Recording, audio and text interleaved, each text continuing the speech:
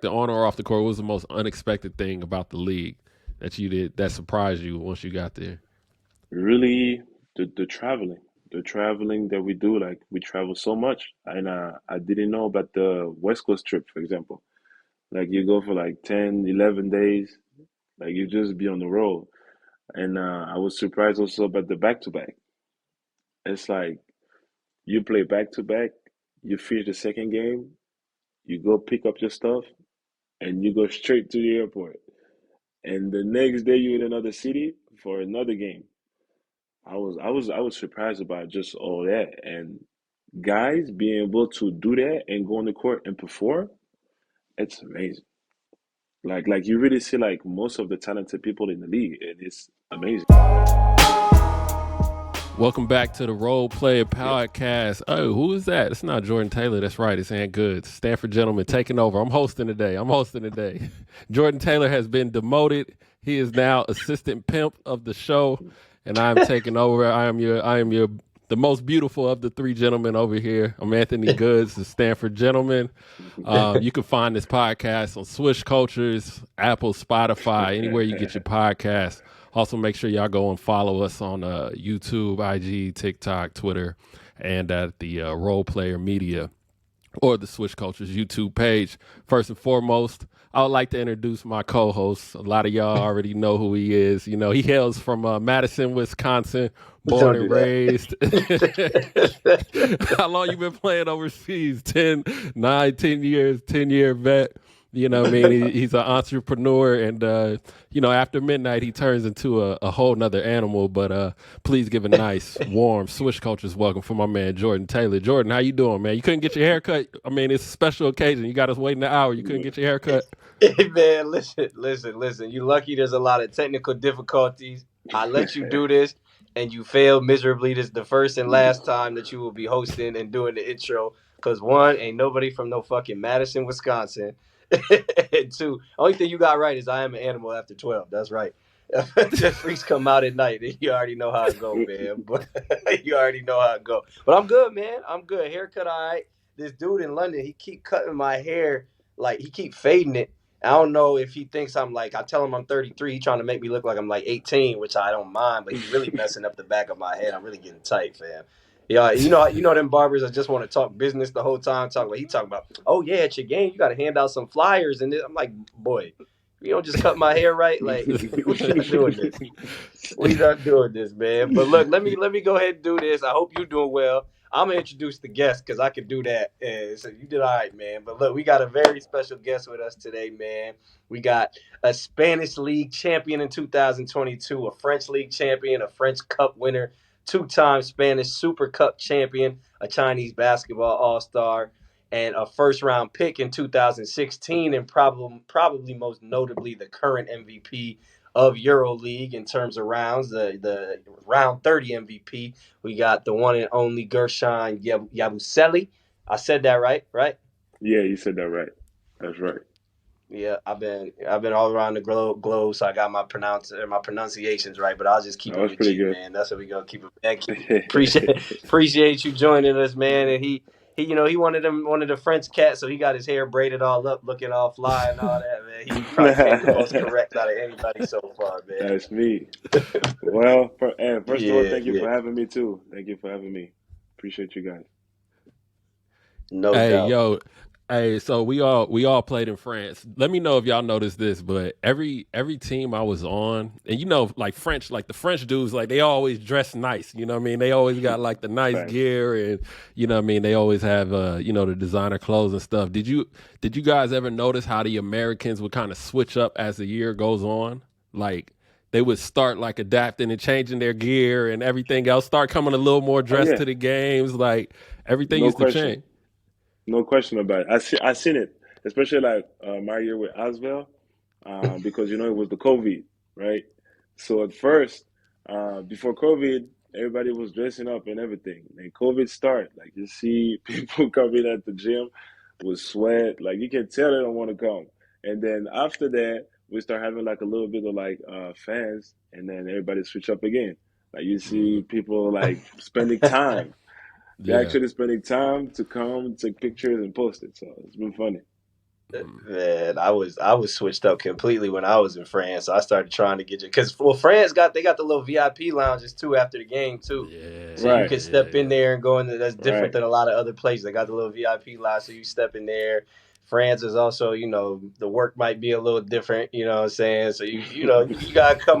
But yeah, I changed up. I feel like I came of age in France. I started trying to dress decent. I started drinking espresso, waking up at like 7:30, reading the paper and shit. Like I was doing all type of weird shit in France. Sparkling water. Sparkling water. Facts, facts, facts. That's dope. Hey man, I gotta hand the host back. That you got the hosting duties Nah, overall, yeah. man. So you take away the first question because I ain't got the notes. So Yeah, nah, we in act the right. around we in the around the world segment. And yeah, so what have you seen in regards to, the grassroots, like high school and the development of younger players? Like, what have you seen from, let's say your time in France, and whatever you know about how they do it in the United States, and what do you think prepares you best for the NBA? So, from seeing this, especially in US, and I was really like impressed. Um, the intensity of work, like the way they put them young guys, they train them hard at a young age. They start early before school, and then I think after they come back, they have a second practice, and they have a bunch of stuff like this. And I think we're missing this a little bit in France, but I say in Europe in general, because here, like, we don't really have like a school that you go and then match with basketball. Like Mm-hmm. it's not like you got to pick, kind of. You know what I'm saying? Because if, for example, you miss this class because you have a game, because you have practice, because you have something, at some point the school gonna come and be like, "Listen, you cannot do that." Like they don't understand that. Hey, I'm trying to make it out. I'm trying to play basketball. This is the thing that I'm trying to do. They don't really understand that. So this is the worst part, I would say. But the best part, I'd say, it's about being in Europe is you become a pro young, you know. So you become mature and you grow a lot of experience young, which is like over the years that you can change this, you can change that, and you understand the game, I think, a little bit more. You know what I'm saying? Because Mm-hmm. you're in the situation when you play against a grown ass man. Mm-hmm. So I think this is really the difference. Like me, I feel like after the draft, when I went to summer league and stuff like that, I was prepared for that kind of, compared to the guys that go a little bit to college and stuff like that. Man, what was the hardest part of going to, like, you a first round pick, right? And you see Right, guys like Luca and Jokic and Giannis and right. all these dudes. And I agree, like with what you said about the experience thing. But aside from like the athleticism and maybe the length of the NBA, what makes it so hard for European guys to go to the NBA and stick? Because it's not easy. And I mean, Yeah. like I said, you see the Luca, but like yourself, what was most difficult for you in that adjustment? So I would say in general first, it's like you point, for example, like the athleticism, like the people, the way, like, it's a fast game. The NBA is just go back and forth. And here in Europe it's completely different. Like they want you to take time. We play the 24 second. Like we set a play after like two missed basket. Like we gotta calm down. So it's completely different. The NBA is like, man, we're running. We're Hmm. running, running. Like you're gonna see a team be up by 25, and the next like 3 minutes is like a tie game. Like we just the game is so Mm-hmm. fast, and I think this is like you gotta adapt. Because it's like it's a lot of basketball player. Like you watch their body, you be like, is he really playing basketball? Like, dude got no muscle, no nothing. But on the court, he shoots the ball and he runs everywhere. And you go to the league, you see the guys like so athletic. So this is really it's really different for me. I think I was adapting pretty good, because I feel like I have a good body, too, on the court. I can run and I can do a bunch of stuff for my weight. But I think the only like difficult part was the playing time, because I was in a franchise that was already like a great team, like Hmm. you go over there with all these guys, like, so for me this was a little bit hard, and coming from like China and France, which is like those 2 years before I was playing. I was playing a lot of minutes, sometimes like the whole game, you know. Hmm. So just the adjustment to go there and then play 0 minute the first game, and then I'm like, whoa, like I didn't get too used to that, you know. So this was really like that. That time was really tough for me. Hey, that's a. I'm glad you said that. That's a good point because I was thinking like, you talk about y'all go pro young, whatever it is, 16, Yeah, 17. So it's like by the time you get drafted, whatever you 18, 19, right? yeah, And I feel like the Europeans or y'all, you go 18, 19, and y'all are going maybe like, like you said, to maybe fill a role. Where I feel like a yeah, lot of time the Americans, and not all the time, but a lot of time Americans that go 18, 19, like they're like, oh, franchise, like, you know what I'm saying? They're expected yeah, to be franchise guys. exactly. Yeah, Yeah, and I feel like it's a lot more difficult to expect it to be kind of fit a role at 18, 19 than it is to be groomed to be the star of a franchise. I don't know what y'all think about that, but I But just I thought about think, that when you said that. but I think too, like a lot of players, like European players that end up stashing in Europe for like a year or two. You know what I mean? Like the team doesn't have plans for you for that year or two. So they got to try to yeah, find a way to fit you back in. A lot of stuff happens over a year or 2 years with trades and hmm all kind of movement. So I think that's more difficult. And I think that's kind of the main difference where, college kids, they're not stashing college kids. Either they draft you, yeah, bring you on, or they cut you and then you're just not going to make the team. So I yeah, think that's another disadvantage for the European players that get drafted and then end up coming back like a year or two later. Is like it's a completely different situation from when they drafted you, and now you got to try to, fit in with whatever their plans are at whatever time you come back. Yeah, yeah, yeah. That's true. Especially in the league, like a lot of stuff can happen in like 6 months, you know, a year. Like you said, like for example, we have this spot ready for you, but then in like a couple of months, like you hear the trade and you have this opportunity to sign this player, you're Mm-hmm. not gonna be like, no, we have this young kid right there waiting. Like you're gonna take it. That's true, you nah, know.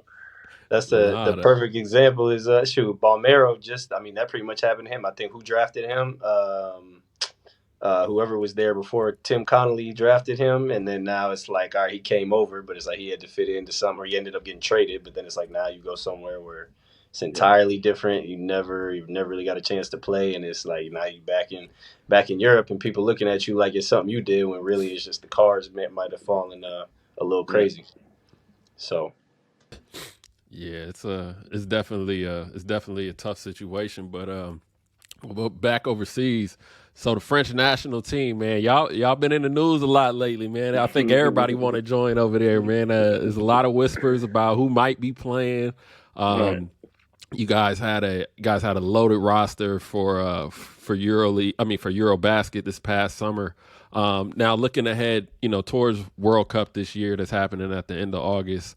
Um, what are your expectations for the team, and then also speak about like how difficult is it to get so many talented guys, what I mean, to just focus in a short time. Like, you only got like a few weeks of training camp, and then, True.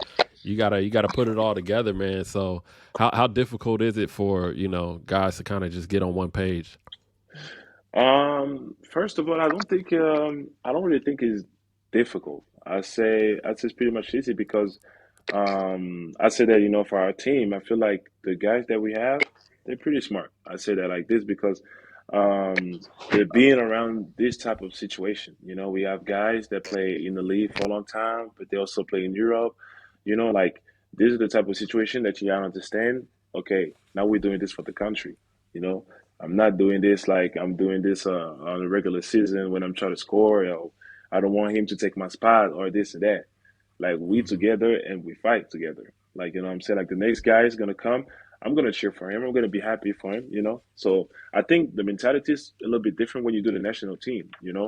And especially with the team that we have, we might do something. Like we have a team to do something.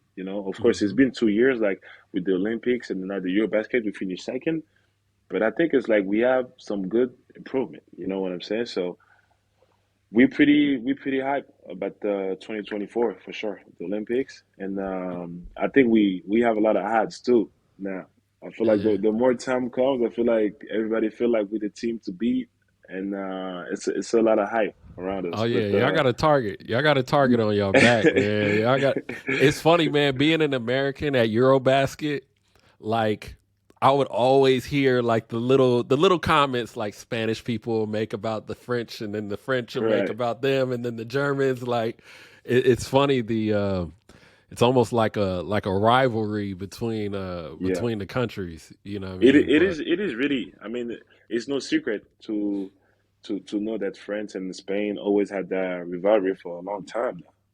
So it's mhm. always been like that. And the craziest part is when we were young, even our generation, starting at the 16, 17, we don't want to lose games against Spain. It's always been like that. Like But it's but why is it been Spain? But why Spain?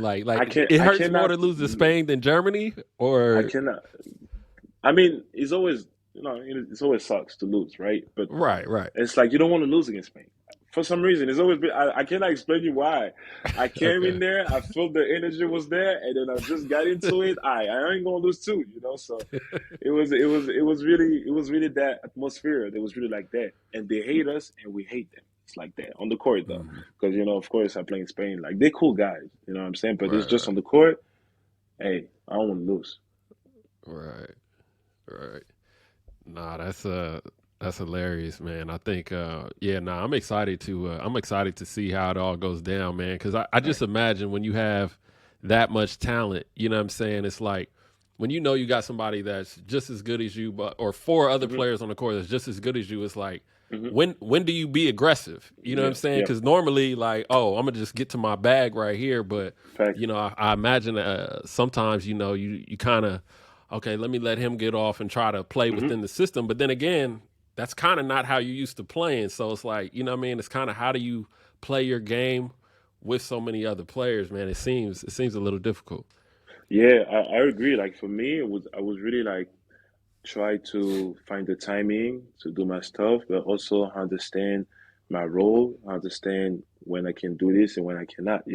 Like you said, during the training camp that we have before, all the practice, all the games that we do and everything is meant for this to happen like this. You know what I'm saying? So Hmm. like I know me, for example, the coach gonna tell me like, all right, I like when you play the post up and you do this, you're aggressive, nobody can stop you, of course. When you have it, do it. So this is my first thing. So I know when I'm gonna get the ball in the post, okay, I'm gonna look for the guys and I'm gonna make the extra pass. When trying to read the defense, but also this is my time also when I can go and score my point. You know what I'm saying? And Hmm. at the same time, I know, for example, a guy like Evan, for example, I know if I'm dribbling, he's going to be on the corner. This is the type of shot he likes. So, for example, Hmm. I know if I make it there, he's going to take it. He might score it too. You know what I'm saying? So, it's really us trying to adjust to everybody and really understanding everybody's role, everybody's game. Right. All right, we're back. Jordan's having some technical difficulties, so he'll be joining us a little later. But man, so back to back to your career overseas. So you got a chance to play with a legendary coach overseas, play for a legendary coach overseas in Pablo Lasso. Um, how was it coming into that situation? Knowing that you're playing for such a legendary coach, and then hmm once you got there, how was the experience? Well, first of all, it was just amazing. As a person, like he was just a nice guy. I remember reaching out to him in the summer when they wanted me to sign, and then we started talking and stuff like that. And then we called each other, we was talking, and all I like about him, like I feel like it was just like not giving me like the BS when we on the phone talking. Like I feel like everything he was saying, I could trust him. You know what I'm saying? And when I got there, everything was just perfect. The confidence that he gives to the players is amazing. Like we're gonna be in practice, and it's gonna be a whole positive. Oh yeah, yeah, good pass, good shot, all this. And you want to make sure that everybody understands his role, feel comfortable with it, but he also like make sure that everybody eat. You know what I'm saying? And this, I feel like this was the best way. Like me, of course, it was like one of my best season. Um, uh, like I was telling like the people around me, because like my sisters was like, "Yo, after, of course, the NBA, like this is like really the real season that I see you happy in and out of the court. Like we can tell you having fun. Like we see the way you live there with everything. It's like we so happy for you. You know what I'm saying? So everything was just perfect, for real. Yeah. Like when I look at some coaches, I think like some coaches are, you know, experts or master of X and O's. Some coaches are Yeah, master at like motivation, you know what I yeah. mean? And then some coaches are just, like you said, they give, the players confidence. What do you think is his best quality? Obviously he's a great all around coach, but what do you think would you say it's what would you say is his best quality? I think his best quality as a coach is just like I'd say figured out what to do at the right time. For example, I remember like one action, and that's the first time that somebody has given me this confidence at that time because it's like we have a tight game. So of course we have guys like Thomas Hortel, Sergio Liu, Rudy Fernandez, and other guys. So everybody's like, all right, they're gonna take the shot and do this and do that. He's taking the board. Okay, you're passing over there. G, you get the ball. You act like you do the handoffs. You fake it. You go to the rim and you score. So me and my mind going to the court, I'm confident for sure. I'm go over there. I'm score. But in my mind, I'm like, how crazy is this? Like even me, like in my career, I would never thought that like in a tight game, I'm gonna have the ball in my hand and I'm decide the game, you know. But everybody was just lost over there because they were switching. They was going so much on Sergio on the other guys that it just opened the lane for me, and I went and the five switch, I score, easy bucket. They got the ball with like 2 3 seconds, and then we win the game. I went home and I was telling my family, I was like, yo, that was such a good play at the right time because this nobody could have guessed that I was gonna have the ball. And I feel like, it's been good on some little details like that. Yeah, nah, I think that's what makes certain coaches, man, just like Just legendary, like that. It's I remember when I first came out, I was working out with Bob Hill. He used to coach like the Orlando Magic when Shaq and them were there and Ray Allen in Seattle and stuff. Hmm. And Bob used to tell me things to do like in a workout and it would work instantly. And it blew Yeah, my mind. I'm like, yo, right. but like these older coaches, like they forgot more basketball than we'll like Yeah, ever learn. You know what I'm saying? And they facts. just see things like differently, man. But it's super special to play for a coach like that. But moving forward to this year, EuroLeague is super competitive. Yeah. The season's winding down. What are your thoughts overall on the EuroLeague season this year, man?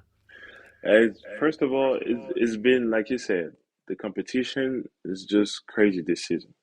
It's like every team that you see, that you meet and play against, and it's like you feel like every game is just right there. Like even like we saw that like last week, um, Berlin beating FS. It's like every game matter. Like every game, you don't know what's gonna happen because every team has that time when they just turn on. So the competition is amazing. We have a great talent. We have great guys. I don't know. It's just been fun. It's been fun to play this year, and I think with the playoff coming, it's gonna be even more crazy. Yeah, for sure. What do you think was like the biggest adjustment in your game moving up to EuroLeague? Um, I I feel like because when I was coming back from the NBA, I went to China, and then I stopped. Then I joined as well. Well, first of all, it was not that hard for me to switch the game because obviously I played friends before, so I kind of like knew how it was. I knew that it was going to be a game that was going to be more calm, more plays, more this and that. So I was kind of like ready for it. But I knew that I needed to keep that fast mind that I had from the league and bring it to the game. So when I remember when I was like training to get ready to go back there, I was with the coach and we work on that. running, and it was pushing me to try to grab the rebound, to dribble, and try to go like coast to coast to work on that. So that was really the whole thing because it was telling me like a body like me in EuroLeague, there's not going to be a lot of guys able to guard all of this movement. So this was like one of the biggest key that I work on. And then he told me you got to set up your 3-point shot because if you can shoot and post up, what the player is going to do? Like they're going to have to choose. And now I'm going to have to uh, um, me figure it out in the game. Okay, I shoot two threes now. All right, let's go over there, and then just switch it up. And that was pretty good. Dope, man. Yeah, I think I see the same thing with obviously he's a smaller player, but like with Shaq McKissick, it's like when he gets Right, downhill, you know what I mean? He's so strong, it's guys are over. just bumping off of him. It's You over. know what I mean? It's like you And can't let him get downhill. And you guys are kind of similar in that way. It's like, right, you can't once you guys get going downhill, like it's over. There's just not that body type, you know what I mean, in the Euro League that can move that fast and it's that strong. but like you said, we talk about like great coach. They have this play when he's just in the corner. When the guy starts dribbling, he just comes full speed past it. He dunk most of the time. Every time he does this play, that's a foul. He goes to the line or he dunked on somebody. Right. Like Right. it's really that, and I think this was like great for him. Yeah, nah, for sure, man. But we're gonna switch gears and move on to our next segment, Inside the L. We're going back to the NBA. So, being a foreigner and having to go overseas, but the other direction, and playing in the NBA, how was it adjusting to the U.S. culture and just how I mean the basketball culture too as well, hmm as a European player. Well, first of all, I always say that I feel like France is probably like one of the country that's like the closest from United States. Just like the culture, like the music, like the style, basketball. All of this. I feel like it's pretty much close, right? And me, when I was a kid, I always had that dream to go to the league when I started playing basketball. And I'm always been into like the American music, American movies, TV shows, and everything. So I was already like watching all of this. So for me to go over there and adapt, I think it was not too hard. Like it was even easier. And when I meet the guy and they see a French guy, just like, yo, what's your favorite movie? And I'm like, all right, Boys in the Hood. They look at me like, what? They talk about they got Boys in the Hood in France. I'm like, hell yeah! Like, what you talking about? Like. So we jokes and all of that, but me and Bo like to connect with them on some of the stuff they watch growing up and this and that make it easier for sure. Yeah, and I also think too, like being in a big city helps. Like I remember Yeah, I did something with Alex Abrines, and I was just thinking about it, bro. Like coming from like Barcelona or a really nice city in Europe, and yeah, then going to Oklahoma City, bro. Like I yeah. would go This crazy. It's is the same thing what Americans different. complain about when they come to Yeah, Cholet. You know what I mean? And then they're bored. Like they go from LA to Cholet. Like of course you're gonna be bored and you're gonna be upset. right, It's the right, same thing. So I can imagine for a European, like, okay, yeah, it's dope when you're in Boston, Philly, Chicago, right, LA, New York. right. But like, yeah, when you in like the OKCs of the world, like, I think it's definitely a different experience. It's like it's. The Go ahead, Jason. Nah, you go G, go ahead. I was like, it's also like a different mindset. If you play like OKC, like Detroit, like Minnesota, like all this team, you're gonna sleep at the gym. It's like it's gonna be nothing else you can do over there. So it's like, oh, you're gonna play basketball for sure. Hey, one thing we not gonna do on the Role Player Podcast, man, is talk about Minneapolis like it ain't shit to do. That's one thing we not gonna do. No, that's what we are gonna do, I'm Madison, telling you, Wisconsin. that's one thing we not about to sit up here and talk about Philly as a fun city and then talk about Minneapolis like nah, we not doing that. Next time you in the app, man, G, just come holler at me. I'll show you what to do, man. You can get All outside the right, gym, cool. It's good man. to know. But hey, but I feel like the only difference though between like going to OKC from Barcelona is like you are moving. You're always moving in the league, it seems like, and you're only Hmm. there for 6 months. You're not 6 to 8 months, whatever it is.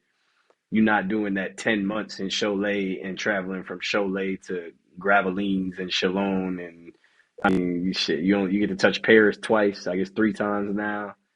And even Lyon is like, okay, Lyon's a cool city, but it's not, So, well, I don't know if that's right or wrong. No, Lyon. I like Lyon. I ain't gonna lie. I feel like it's a pretty good city. Like they call it like the second Paris. You know, like it's some stuff to do. Yeah, nah, for sure. But yo, I wanted to ask you. So you were drafted, 16th pick, and then you spent your first season you stashed in China. Hmm. So usually when players, for the listeners, usually when a player gets drafted or a European player gets drafted that ends up stashing, which means he doesn't come to the NBA right away, but the NBA team still has his rights. Usually they go to a program in Europe. You know what I mean? They'll go to a really good team in Europe and kind of develop there for like a year or two before they come Hmm. back to the NBA. It's rare that you see somebody go to China. Hmm. So explain how that all went down. Um, and how was the how was your experience in China and developing during that year? Because you had a really good season. Yeah, no, it was crazy. It was at the time it was something that everybody find like unbelievable. But listen, we was at the summer league. I was doing like a good summer league, decent. So a couple of teams started calling my agent. I heard some city like some country like Greece. I know people want to be in France, here and there. And then one day it's like he's laughing and it's like, what? It's like I have this offer, but I feel like it might be a joke or something. Like it might, maybe it's not. They don't take this serious. So it's like what? So he tell me everything. Of course, tell me the money and everything, the situation. So I'm like, okay, I'm 19, just got drafted. You know, I'm come from like a small city. Like we don't have all of this. So we talking to them. So we like, what are you guys expecting from me? But they told me they have two foreigner players. They can only play the second and third quarter together. This and that. Like we want him to play at least like 25, 30 minutes a games. So they expect me the whole plane. And to be honest, I'm like, this is the best situation for me. I go over there. I have to be able to be like a playmaker to make decision. So I'm gonna grow this part of my game. I'm gonna have to play one on one from the 3 point line, not just the post up. I'm gonna have to shoot the ball and and have the pressure to be a foreigner on the country. And if I don't perform, I go back home. So I feel like for me it was the best choice of my life because I just grew up after that and I had a good season. So I think the choice that we made with my agent to go there, even if of course not a lot of people do it, I think it was the best option for me for sure. Uh, I also think it's dope because I feel like, tell me if I'm right or wrong, but again, back to what we talked about earlier, like a lot of the European guys that get drafted, y'all have to go fit a role. So what did you learn from kind of having to be the man on a team at 18, 19 in China? Uh, it was just dope because first when I was there with Jimmy Fredette, so it's like him is already doing the show. Dude was just scoring 40 points in the morning. You know what I'm saying? Like it was just like, bro, we just wake up. What the fuck is wrong with you? Like it was like he was going crazy. He was just shooting threes with these high clothes, and I was like, wow. First of all, I was impressed. But so I was like, all right, me, I'm gonna be the big man. I'm a black. I'm a dunk. I'm gonna do, put on a little show. So I was, for example, like one of the game, I was like 15 point, like 9 rebounds. Next game was like 14 points, 11 rebounds, like, decent game, right? And I recall like the GM come with the translator in the locker room. We just won the game. And it's like, what you doing? And I'm like, what you mean? We're waiting for you to put numbers. And I'm like, what? And he was like, I don't care about the win. I want you to put numbers. That's it. That's why you're here. I was like, oh, word. This is like, this what it is? Okay, I guess. So next game, I took the ball and I was shooting, more and more, taking responsibilities. And then I scored like 28 points. I had like a 15 rebound. Then he comes and is like, that's what I need. That's it. Win or lose, I don't care. I want you to put the numbers, and that's it. All right, okay, I get it. I get it. That's dope, man. You guys had an interesting team. I mean, Jimmer averaged 37 that year. You were over Yeah, 20. You were averaging over 20. But I think that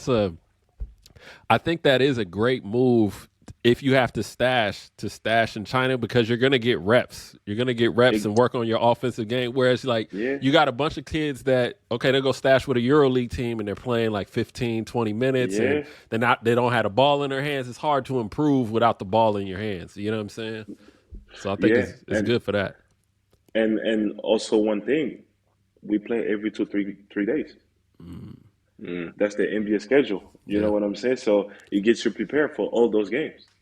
Hmm. So like you said, like you get the reps, you get all these games, you're playing a lot, you get the ball in your hand. If you do that for like a good season and you go back, you gotta be ready. Mm. Yeah, I can see Mm. it. Yeah, I can definitely see it, man. But overall, like, so how was your time with Boston? How was it? How did you feel like when you first got there, and how long did it take you to kind of adjust, like with the basketball side of things?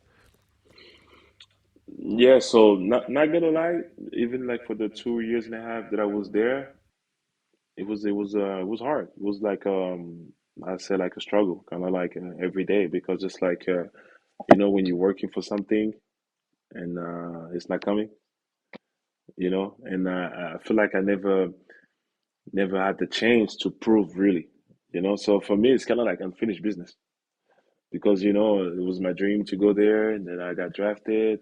I was there for 3 and a half, but I never had the chance to experience to be in the league, play 15 minutes, something like that, every game to improve, to prove, if I can hoop, if I can be with the level or this and that. So for me, it was really like I always say, like it was a great experience. I learned a lot, from the coaches, from the players, of knowing your role to get ready and just to work in general. But in terms of like basketball, it was struggling for 2 years and a half. I always said that. Mm.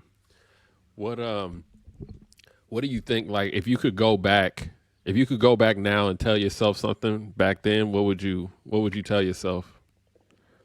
Just to get prepared for what's gonna come next. Even if it's right now is a tough time and I don't have what I want. There's gonna be something bigger after that, and you're gonna figure out a way. Yeah. Yeah, I think it's always tough, and I think that I mean it's not just European players, but you see it a lot with European players, or even Americans that they bring back over from Hmm. Europe. Like they don't really give them a chance sometimes. You know what I mean? It's like That's you it. spend this money, you bring him back over, and then he Hmm. doesn't really get a chance, and it's or at least that's what it seems like on the outside, and I think that it's kind of unfortunate, but I mean, it is a business. I mean, there's a lot of things Yeah, going on behind closed doors that we don't know, but yeah, I think that there's, and then too, I think that the game is kind of changed a little bit now, like where I mean, you're kind of like a tweener in a sense. Like you're not like really a 4 or 5 or 3. You're just like a forward. You know what I'm saying? And I right, think like right. now you see those type of players everywhere. You know what I'm Yeah, saying? And almost every yeah, team got one. You know what I I mean? agree. Whereas like when you were in the league, it was kind of just starting. That trend was kind of just starting because of It the was Warriors' coming. success Right. and Draymond and all that other stuff. Um, but yeah, man. Was there anything? What was the most unexpected on or off the court? What was the most unexpected thing about the league that you did that surprised you once you got there?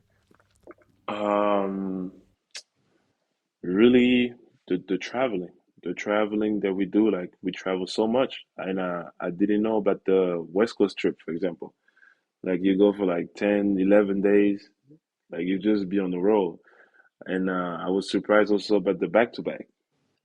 It's like you play back to back, you finish the second game, you go pick up your stuff, and you go straight to the airport.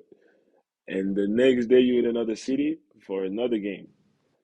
I was surprised about just all that. And guys being able to do that and go on the court and perform, it's amazing.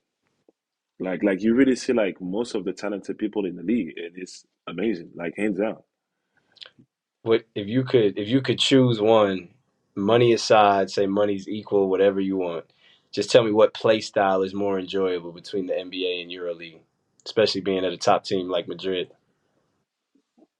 No doubt. I'll go back to the league for sure. Like it's like being honest, it's the best level.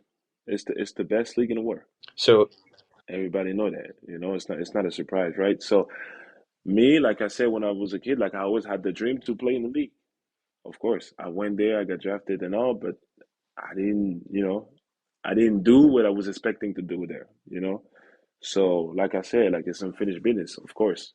But, I don't want to go back there and be in the same situation. Here in Madrid, I'm in a great organization, great situation. I love everything about the team, the city, like the fans. It's just great, you know. Yeah, So I love it here. I feel like I don't have to leave, especially if I go and to not play. 100%. yeah, yeah. I think it's kind of funny now how like you look at like I've spoken to different like people in the NBA, like let's say like front office people, right? And Right. one thing they always talk about is like they talk about like a player's body, like is it gonna hold up? To look at somebody like Yeah. Chet, like is his body gonna hold up? And then they'll look at somebody like Kenny Lofton or David Roddy, and it's just like okay, is he gonna lose weight? Or even Zion, right? Like everybody's been Right. talking about Zion's body and stuff like that, but then you got cases like obviously Zion, Jokic, Luca, their body's not Yeah. the basketball player body, but it seems Yep. to work. And I think now more than ever, I think the NBA is starting to finally like look past that, and just start to realize like if you can play, you can play. Like look at Trey Young, like That's it. he's probably the lightest player, what I mean, in the league. Like, if you have enough skill, what I'm saying, I think, you can play at that level. Do you feel like you were ever like pressured, what I'm saying? Like did they say like, oh, we want you at a certain weight or whatever it is? Because even though you're big for a forward, like you're athletic, you're agile, what I'm saying? You can move. Hmm. You know what I mean? Did you ever hear anything about that in regards to them trying to like control like your weight or anything like that? Yeah. So like I never had like the pressure like people telling me like, hey, we need you like under this or under that.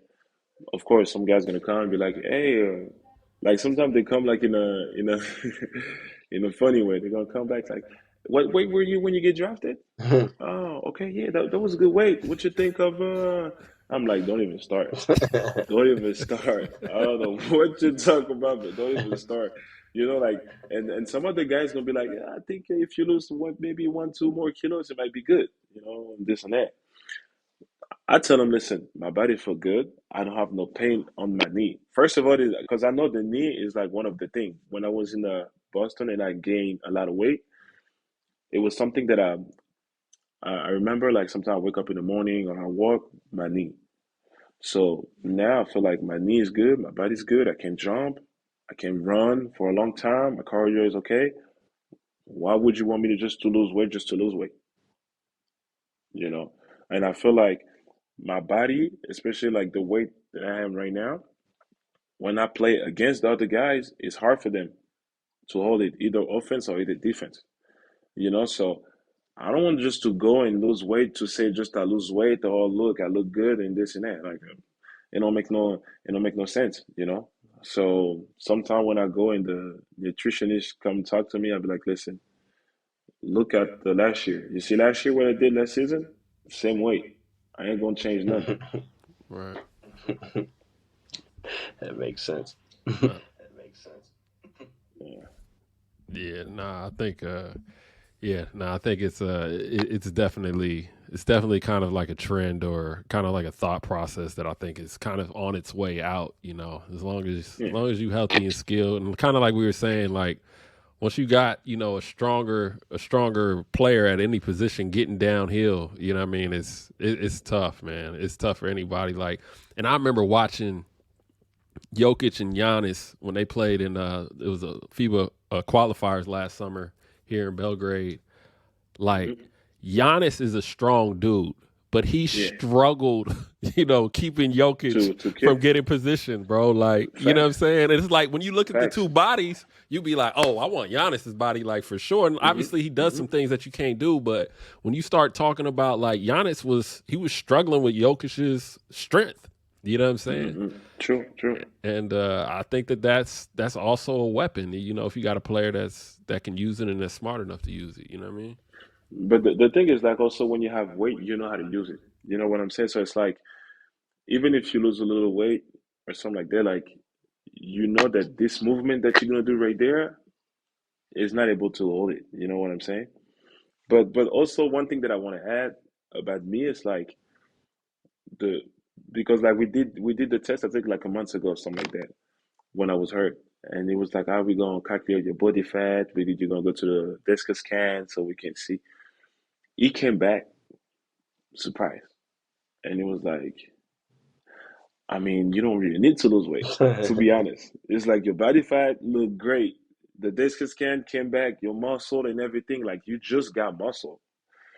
And I've been telling him, listen, I feel like I feel good. I don't feel like I'm overweight or, something like that. So after that, I was like, I'm telling you, like, even my agent, I remember last year for the Final Four, he was like, yeah, some scout was there and then we talked. They said, you look great, you lose weight. And he's looking at me and say, what are you weighing now? Like you lost a lot. I was like, what's the craziest part? I told him my weight. He couldn't believe it. It was like, no way. I was like, yeah, that's my weight. But I'm just getting used to like I train with it every time. Now I feel good with it. So on the court, you're not gonna see it, Right. you know. So that's the thing. So I'm gonna keep my weight. Yeah, I think your agility too probably comes from the boxing training. The As boxing. we talked about, and then Yeah. I think too like we're used to seeing we're used to seeing people that weigh a lot move like in the NFL, in the United States, like especially this year in the combine. I mean, you had guys like 300 pounds running like 40s, like that receivers and other people used to run, but I think it's a new day, man, and I think as long as you can Yeah. move and put the defense at a disadvantage, man, Oh man. it's You really should not have a to it's change. not a Yeah. it's not a conversation. Go ahead, No, JT. that's it. It don't matter. I was just agreeing with what you said. That's 100%. 100%. Yeah, nah, man, but yeah. Last thing I wanted to touch on inside the league real quick, man. You were in Boston with Shane Larkin. Yeah. Um, what differences do you see in Shane's game now? Compared to back when you guys were in Boston. Shane, my guy. No, in Boston, I think it was just the role. Um, because unfortunately, the time we was in Boston, Kyrie was there. You don't have time to try this guy and this and that. And one thing, Terry Rozier was there, and that was the time when Terry started killing it. So it was just a bad timing. And I think that they have time to give him and let him like play his game because I remember in Boston they were playing him a lot on defense because he was a great defensive player. He is still, but he was really fast, hitting balls, and it was really impressive. But now in EuroLeague, you see him. It's like they give him the ball. The confidence we were talking about. It's the same. Like I think their coach is doing a great job with him of letting him play his game. And you can tell when you look at him, the way he play, the way he shoot, the way he goes to the rim and stuff, he's fully confident. He knows that this is his game and that's what he's supposed to do. So his game completely changed, and now he's killing the league. Everybody knows, like he's probably one of the fastest dudes in the league. Dude is just running fast. so, so yeah, I think the adjustment for him to come to EuroLeague was just amazing.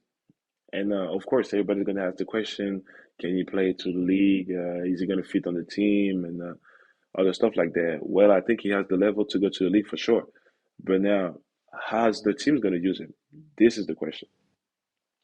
Are you gonna use him like a superstar and then you leave him 100 confidence with the ball and everything, or you gonna put it like behind two, three guys, put him 5 minutes and stuff like that? You know. Yeah, nah, that's one thing we actually talked to him about, and it's just, and I think it's a lot for a lot of you guys, playing at this level, in EuroLeague is, is that role gonna make sense, and is that what you want for your career at that time? Yeah, You know what I'm saying? It's like, exactly. making money's cool, but if you can make money and play, and you know what I'm saying, And and really, play. yeah, it's like Yeah, this is what we love to do is play. Like, what I mean, it's not always about the 100%. bread. So I remember I had some friends, sometimes they're calling me. And of course, I don't play this and that. They're gonna ask me for, like, sometimes like tickets and stuff like that. How you like it? Are you happy to do? No, I'm not. It's like, what is you talking about? Did you watch the game? Yeah, I seen you. Like they sent me like video of me on the bench. Like, I you guys happy to see me on TV, but you don't know how you feel for real. Like it's just different. And don't get me wrong. Like I said, like I love Boston, the Celtics, the whole organization, but it was just a tough time. It's a tough time, and I learned. I learned.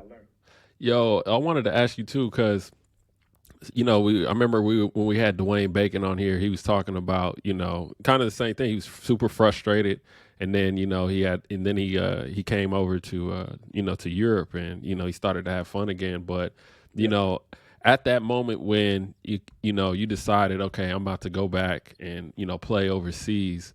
What were your feelings like, back then? I'm gonna be honest too,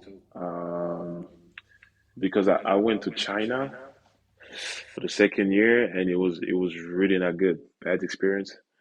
And then we had COVID and everything on top of that, and I had to go back to France. So when I'm coming back to France, I didn't find a team right away.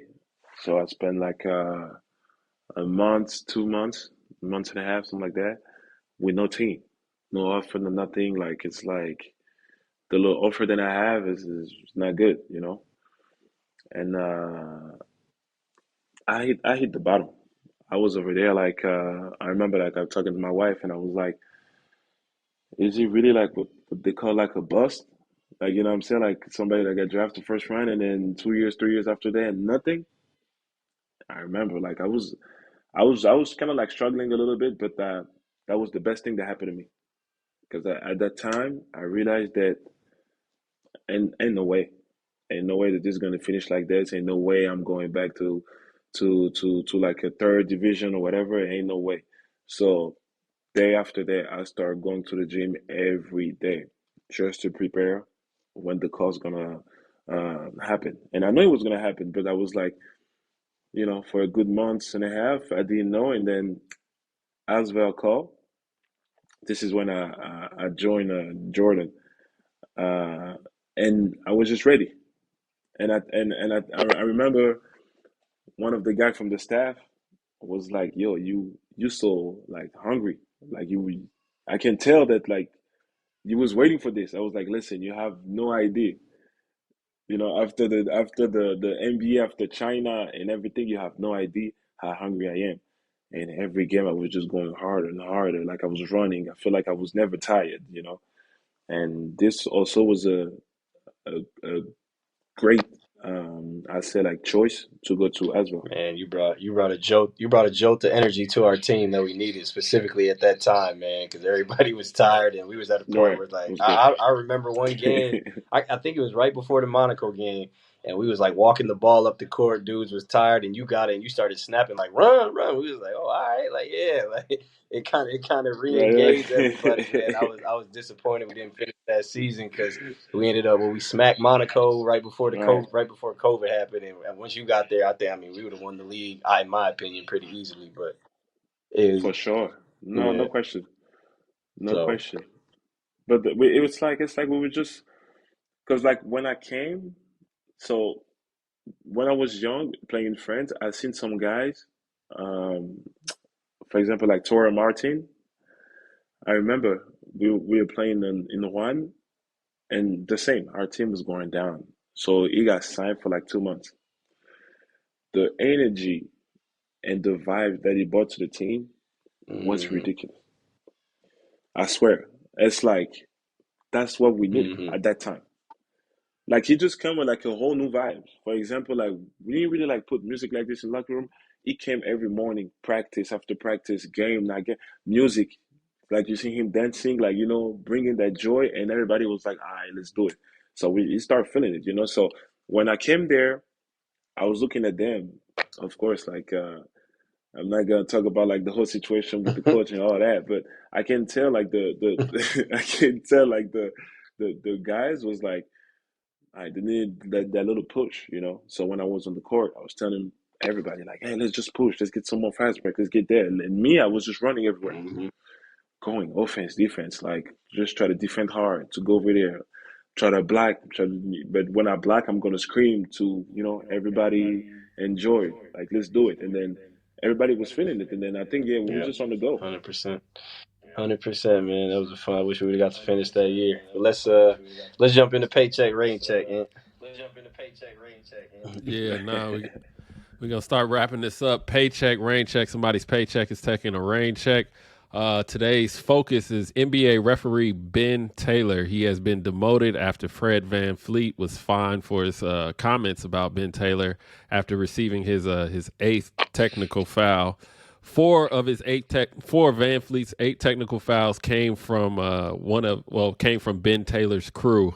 So he has now been demoted. I'm not sure exactly what that means. I imagine he's going to be reffing fewer games on his schedule. But the question is disciplining the referee a step in the right direction for the NBA?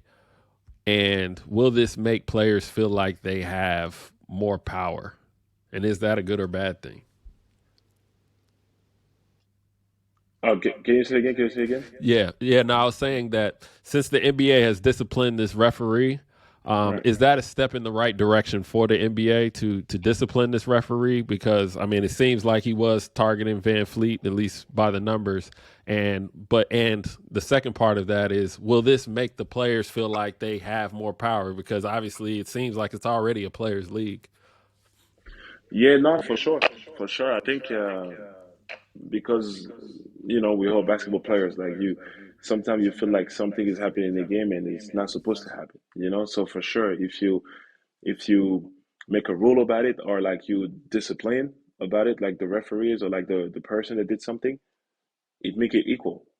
So when you're gonna go the next game, you know that they're not gonna be like on some BS or something. Everybody gonna be focused. They're gonna wait before they make a call to make sure it's this, it's that. And I think sometimes it's just better because we watch a lot of games, and sometimes some referees just like get over themselves. For example, like they're gonna call one thing, and then just because you say one thing, he's gonna hear another thing with the pressure, and then he's going crazy. Then you out. He gives you two tech, and then you go out. You be like, "Yo, what did I say?" And you don't even know. You know what I'm saying? So it's just I feel like this can be good, just to count them down a little bit about the pressure and stuff like that. But it's a good thing. Man, I'm you know me, I'm playing devil's advocate. So I'm gonna say it's a bad thing, man. I'm gonna say it's a bad thing only because the refs seem to be terrible nowadays. Like no matter where you're at, like EuroLeague, NBA, Euro, like they just Mm. seem to be not. Like, and to me, it's because the game is just faster, and I think it's really hard for them to. It's faster, and there's Right. more touch fouls, and it's faster, less physical, so it's harder to ref, right? But that being said, like first of all, you got all these players like Trey Young came out and said the refs got to get disciplined. Like refs get disciplined. I don't know where this notion came up that refs hadn't been disciplined in the past. I don't know why people ever thought that they didn't get disciplined. So that was always kind of confusing to me. But this is just like, all right, man, like you demoting a ref and we'll see what demotion means. But like players are already getting OD to me with like getting fans kicked out and holding teams hostage and doing. It's like, yo, at some point you gotta take a stand. I'm pro player. Players deserve power and all that. But you know what I'm saying? When you give some an inch and they take a mile, that's problematic, and that's kind of what's happening a little bit in the NBA. And I think it's kind of turning fans off, in my opinion. You know, I think you made a good point because I was just talking about it the other day. Like refs, you know, I've spoken to some refs, at least on the state side, and you know they do, you know, they're under, you know, they have to go back and watch tape. You know what I'm saying? They're under review after every game, you know, on a lot of their calls, so they do get disciplined, you know, financially and everything else.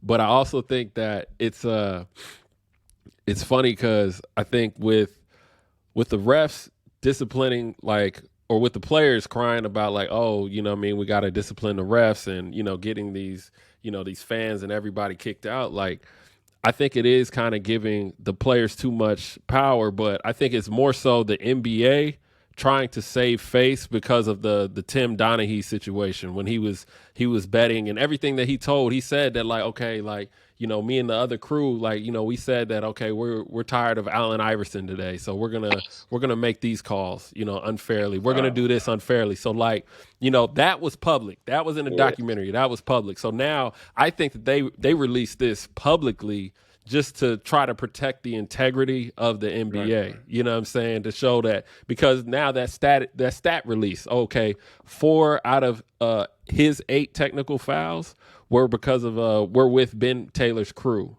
So now people are probably going to be thinking back to, okay, the documentary, oh, are they gambling or what's going on here? So like, I think it's more so damage control on the NBA's part by making this so public than anything else. The other thing with the text too is like, when you talk about I don't think text. I've seen some of the clips with guys getting text for it looks like crazy reason, but I was also like, you know how we are as players, like we be saying some wild shit too, where it's like, yo, like, and I like you lose your emotion. Like, so, I agree.